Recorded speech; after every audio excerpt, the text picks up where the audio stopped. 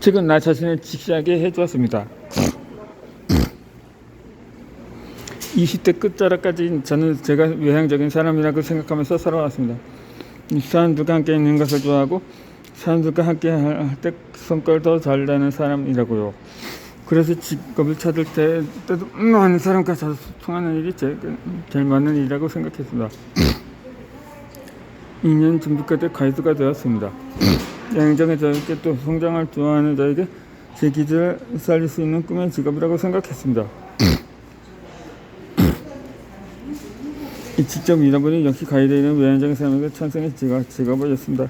꿈에서 새로운 사람들을 사귈 수 있고 함께 여행을 다니면서 먹고 떠들고 수 있는 일이었습니다.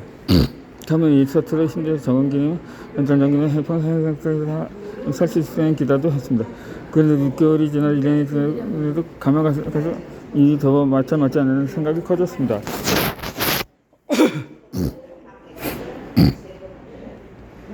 아이러니하게도 저를 힘들게 했던 건 사람들에게 끊임없이 함께 있어야 한다는 것이었습니다. 수십 명의 관객들 며칠간 쉼없이 함께하는 건 저를 너무 숨막히게 했습니다. 스님들 앞에서 항상 해주게 무시하고 노력하지만 제 속은 점점 더 고갈되어 가는 듯 했습니다. 밤늦게 일 마치고 호텔 침대에 누울 때면 또 내일이 금요 시대까지 죽었습니다. 일과는 가장 행복하게 여기는 게 있었습니다.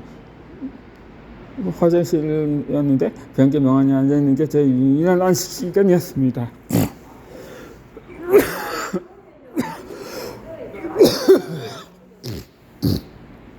처음에는 왜 그렇게 하루하루가 고통스러운지 몰랐습니다. 아직 신입이었기에 때문에 가이드 일에 완전히 능통하지 않았기 때문에 이렇게나 힘든 것이 생각했습니다. 그래서 즉 필요한 건 더 많은 지식을 얻고 외국과 기술을 가갈고다가 더 뛰어난 가이드가 되는 거라고만 생각했습니다. 더 능숙하게 말하게 되면 청년들과의 시간을 즐길 수 있게 될 것이라고 여겼습니다. 그래서 1년 정도 책을 읽어보기로 결정했던 것입니다. 친구가 데리고 병원에 간다고.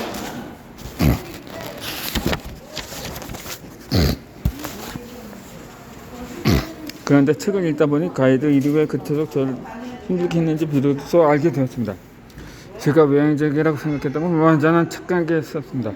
사실 저는 정반대의 인간이었습니다. 지적 사회를 좋아하고 고독한 시간을 좋아하는 사람이었습니다.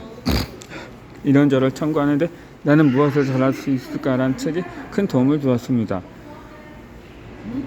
사람 경험과 욕망, 기질 등을 분석해 나 모습을 발견하는 방법들을 구체적으로 설명해 주었습니다.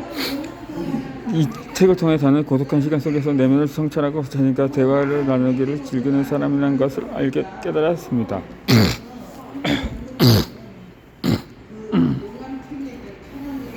그동안 차례 헤매던 저의 모습이라는 확신이 들었습니다. 어렸을 때보다 저는 혼자 있는 시간을 좋아했습니다. 학교가 끝나면 바로 집에 오기 바꿔먹고 특별한 일이 아니고 제가 먼저 사람들과 만나면 잡는 의미는 없었습니다. 그러나 책을 읽기 전까지는 이는 저의 내향적인 모습을 인지하지 못했습니다. 제가 스스로 외향적인 사람이라고 여겼던 그런 사람이 되어야만 한다는 무의식적인 경험이 아니었을까 싶습니다.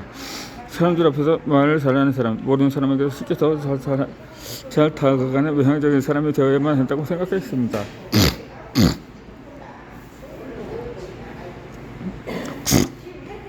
책을 읽고 내향성이 짙은 제 모습을 인식했을 때 살짝 실망하기도 했습니다. 혹시나 고독을 좋아하는 저의 성향이 제 앞길을 가로막는 게 아닐까 하고 고민했으니까요. 큰 성공을 얻기 위해서는 말도 잘해야 하고 사람들도 잘 섭외해야 한다고 생각했습니다. 혼자만의 시간을 수고하는데 제 성을 고쳐야 할 문제점으로 받아들였습니다. 하지만 제가 만나는 팀마다 그런 걱정을 할 필요가 없음을 말해주었습니다. 이 피터 드러커는 프로페셔널의 조건에서 각자에게 주어진 개성을 개선한 발전을 시킬 때 가장 높은 결과를 낼 수 있다고 강조했습니다. 그때 스스로 고용하라는 작품에서 남들을 따라하지 말고 자신만의 의미까지 그것을 가시지 않아줄 수 있고 경쟁의 장을 바꿀 수 있도록 저의 경쟁의 장을 바꿀 수 있도록 나왔습니다. 남들을 사랑하는 게 아니라 더욱 나도해짐으로써 그 행동으로 알려졌습니다.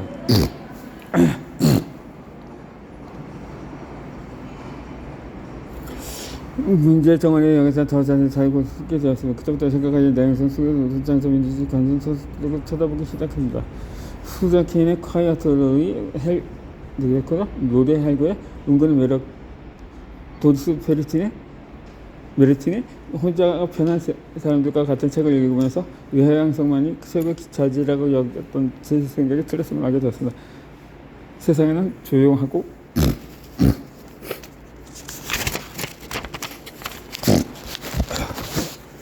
사색적인 삶 속에서 변변한 성과를 만들어내는 사람도 많다는 것을 깨달았습니다. 이 책 덕분에 저는 바라보는 차리고 바뀌어서 이제는 남이 가진 장점을 가지려고 노력하기보다 제가 생각하는 저 발전에 관한 전방을 노력하게 되었다. 만약 책이 아니었다면 저는 지금도 제가 실제로 어떤 사람인지 알지 못한 채로 좋아하지도 않을까 좋아한다 생각하고 판단하는 것을 변하다고 믿으면 살았을지 모릅니다. 나도하지라고 하기보다는 자꾸만 차이를 달라고 하면서요. 이제는 저 자신을 잘 알게 되었고 그대로 제 모습을 더욱 살아갈 수 있게 되었습니다.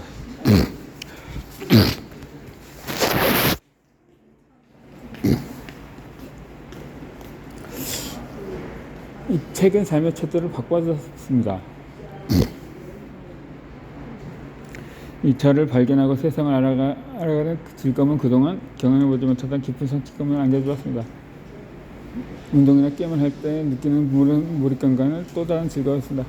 책의 문장을 깨닫는 얻을 때마다 새로운 삶이 살고 있다는 느낌을 받았습니다. 그간 기회나면서 독서가 더 강해져졌습니다. 평생 이렇게 책과 깊어 보이지 못하고 생각을 생각했습니다. 지금 작가들 다살 이해한 소설가 아닌 독서를 위해 사는 수고를 쓰다는 생각이 들어서 한 달에 100만 원 맞고 독신으로 살더라도 독서만 하면서 살면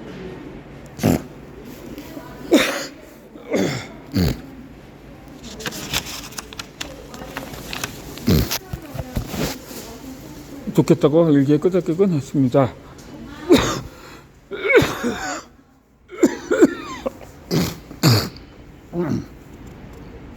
질문은 던지기 시작했습니다. 어떻게 하면 생계에 필요한 만큼의 돈을 벌면서 평생 책을 읽으며 살아갈 수 있을까? 책을 읽어야 하는 직업이 무엇일까? 그때 바로 그랬던 것이 작가였습니다. 그 속으로 어부에 살게 되면 필연적으로 책을 읽어야 하기에 제 이상의 가장 들어맞아 보였습니다. 상상만 해도 좋았습니다. 좋아하는 책을 읽으며 꾸미면서 정신이 성장해 나가는 삶을 살아가는 것입니다. 1년에 책 한 권씩 책을 내면서 작가로서의 명성도 서면서요. 그런데 한 가지 의문이 들었습니다. 이제 곧 30살이 되는 내가 이제 갓 독서의 재미를 알게 된 제가 과연 작가가 되는 게 가능한 일일까 하는 의문이었습니다. 그리고 대인 인쇄에 쓰는 거라고 여겼으니까요. 가슴 찌는 꿈이 생겼다고 갑자기 평생 없어던 재능이 생기는 것도 아니잖아. 간절함이 밤을 그려주는 건 아니잖아. 독서가 나와 잘 맞는다고 그게 실력이 있다는 건 아니잖아. 이런 생각들이 저를 괴롭혔습니다. 저처럼 아무나 재능도 타고나지 않는 평범한 사람이 작가가 되겠다는 꿈을 품는 게 과연 현명한 행동일까 싶었습니다. 곰곰이 따져보니 제대로 된 글을 써본 적도 없었습니다. 제가 써본 글이라고는 학창시절 숫자로 낸 독후감과 기행문뿐이었고 전문의 노트의 끄적인 일기뿐이었습니다. 이런 현실을 자각하고 나서 완전히 허황된 생각에 빠져 있다는 걸 깨달았습니다. 이제 갓 축구 초보는 8살의 꼬마가 축구를 밥벌이 하는 문제에 대해 생각하는 꼴이었습니다.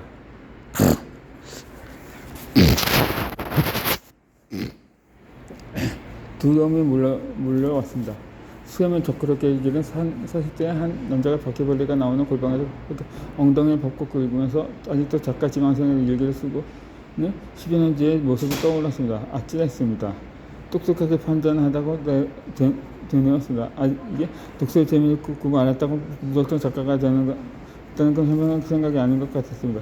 남들보다 늦게 시작했으면 재능이라도 있어야 근데 저는 재능, 지식, 경험, 지식 그 어느 것도 가진 게 없었습니다. 분명 필수로 문제였던 상상 속의 미래가 갑자기 7억으로 변해버렸습니다. 그렇게 다시 지시하고 아무것도 하지 않았다면 7년은 지금 이 글을 쓰고 있는 자도 없었을 겁니다. 꺾여버린 희망.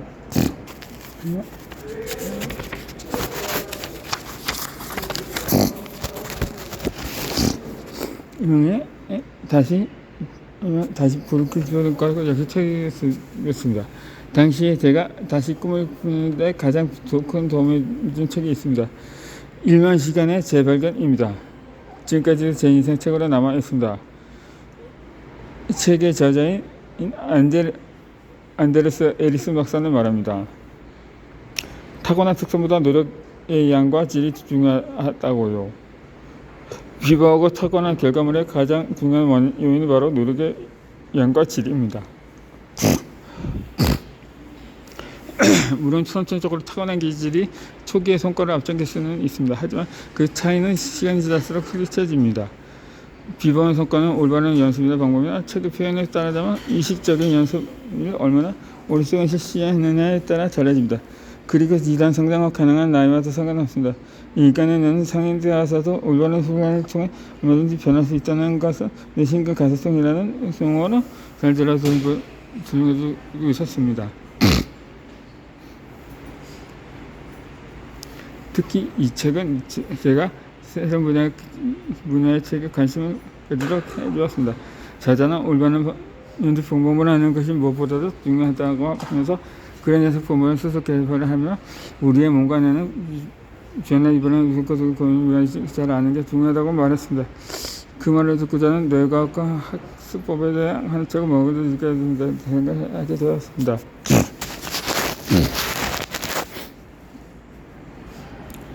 너무나도 궁금했습니다. 정말 이겨내는 성인 되어서도 발전할 수 있는 것이지.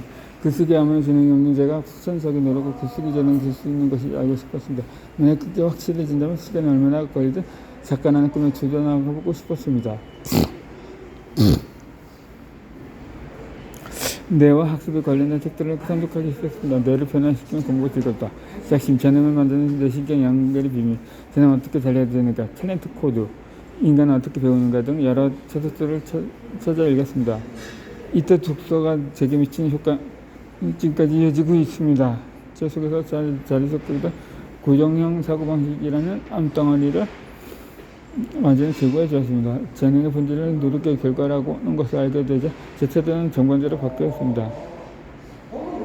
어떤 도전에도 그게 나와 타인을 망치는 게 아니라면 도전 가치가 충분하다고 생각하게 되었습니다.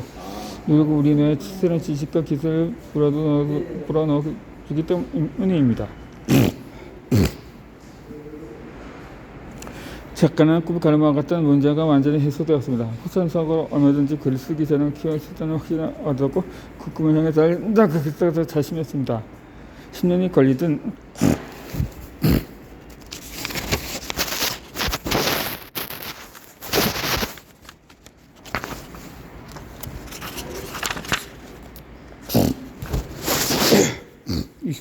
상관없다고 생각했습니다. 물론 이왕이면 5년 정도 만에 이러면 참 좋겠다는 생각을 했지만 당시에 제가 가장 중요한 문제는 책이 있는 직업을 가질 수 있느냐 없느냐의 하나뿐이었습니다.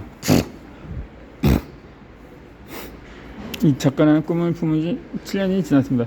그는 열심히 독서하고 글쓰기 연습을 해왔습니다. 아직도 부족한 밤이 많지만 이전과 비교해서 정말 천사할 정도로 크게 성장했다고 느낍니다. 짧은 구절을 하나도 어떻게 써야 하는지 몰라 쓸 때마다 제가 기념 후보의 글도 자신감을 가지고 쓸 수 있게 되었습니다. 이런 변화를 맞이할 수 있었던 계기가 바로 성장할 수 있다는 태도였습니다. 그리고 그런 태도를 가질 수 있게 해주는 것이 책이었습니다.